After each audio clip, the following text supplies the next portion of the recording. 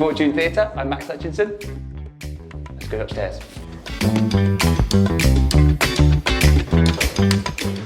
This is halfway. This is my dressing room, yes. Dressing room number 6. The Fortune. It's lovely. Like it's got, I think it's the perfect setting for the woman in black because of its sort of like Art Deco and like you have to go downstairs into it and it's cozy. Like, do you know what I mean? And it has, and the whole play has this whole element of like, it's just two people telling you a story, and it has that kind of like round a campfire telling kind of ghost stories kind of vibe to it. And, yeah, it's very intimate. Yeah, and I think it really suits that. The actor. Funny that. Yeah, well, it's kind of confusing actually in the script because, so the story, older Arthur Kipps, who's been through this terrible experience, comes to a younger actor because he wants help explaining to his family why he had a bit of a freak out at Christmas, the most recent Christmas, because they were telling ghost stories and it triggered something in him and he had a bit of an explosion at them, and he wants to say, you know, this is actually what happened to me and this is why that happened. And so he comes to this younger actor for his help just to sort of read this story, but what he's done is he's written it down and it's this like 5-hour-long script, and so the actor persuades him to adapt it theatrically, and you know, he will play the young version of him, of Arthur Kipps, and he will play all the other parts. And so it's sort of this kind of like slight therapy of like going through it again to sort of purge himself of it, is the kind of like the structure and the conceit of the play. Yeah, I did know it, and I actively have put it on my bucket list for many years. I saw it when I was like 15, I think. My dad, I don't think really wanted to watch it, but I dragged him to come and watch it a second time that same year. And yeah, I was just like bowled over by just the simplicity of it, and you know, it's just really simple, just people telling a story and keeping your imagination engaged all that time. And as Peter said actually on the first night, he said, you know, you've scared yourselves.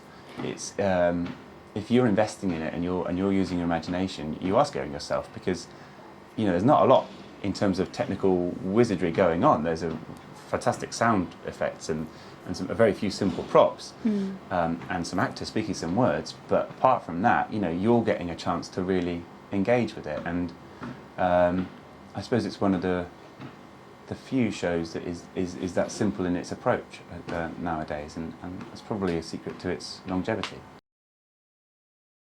That's another great thing about its play. Like, it starts off, I think, quite funny, and I think you're wrong-footed as an audience. You think, oh, this is quite light-hearted and a bit, and then you sort of gets darker and darker, and then the rhythms are different, but there is a way that I'm learning. You know, if I do this a certain way, and the breathing and the climax of it is correct, then hopefully, you know, it should get a scream or at least a gasp.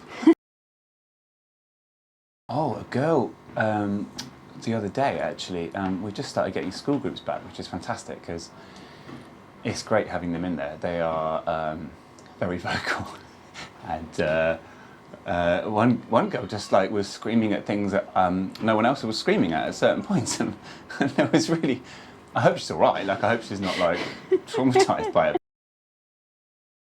I think I've learned on this job actually more than anything, because I'm a terrible one for, you know, or in the past definitely going, you know, start talking and going, the audience they're not enjoying this, they're not going with us on this, they're not going on that, and actually just trusting, like, particularly with this because it's been here for 30 years, so you know, you're not going to destroy it. Yeah, well, it's like, you know, the story is good, like it's obviously really good, and just trust the fact that it's written in a way that, you know, it is going to work and like.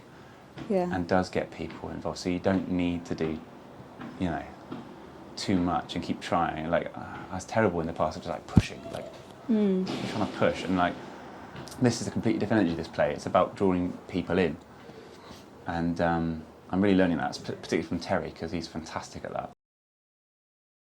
One of the actors came on and she was sort of doing this.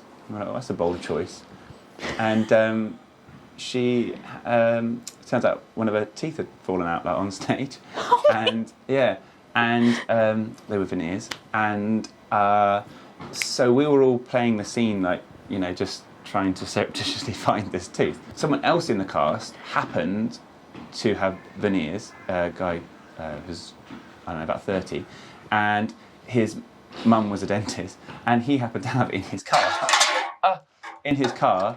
a set of, like, you know, temporary like cement to stick them back in. So they both went into her dressing room and stuck her teeth back in the 15 minutes that she had off stage, and then she came back on again with them back in. So that was quite a weird afternoon. I hit Maggie Smith on the head with a tray once as well, by accident. That was... Oh, the Downton Abbey movie. Yeah, I did that. I was playing a footman. Oh, goodness. How did she take that? She was very, very gracious about it. Completely mortified, obviously. Yeah, that was quite mad as well.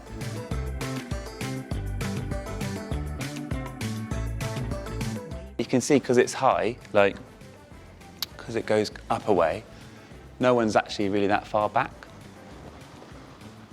So, like, it means that vocally we can be quite quiet. So you're standing in the wings, or in your case, back there. Yeah. What's going through your head? Oh. Hope. I'm thinking about, like, the play. Focusing on what is happening, like, right now. So I try and do, like, notice a few things, like, externally. So rather than, like, thinking internally, like, you know, how do I feel today? What is this? Like, I mean, start to focus on things outside. So, and non-judgmentally. So, like, you know, talk to someone, have a glass of water, whatever. I'll notice some things. I'll say, there's a person, there's this, there's that. Just to sort of, like, I suppose, try and trick my brain into be focusing on other things. So that hopefully, you know, when I come on stage, I'm only focusing on Terry, and I'm not thinking about myself as much, hopefully. It's quite a helpful way of, like, handling nerves, I find, as well. I suppose it's just taking yourself back right to the start and what do I know, where have I come from, all those actor questions, I suppose. You know, who is this person on stage, why are they here, why am I here?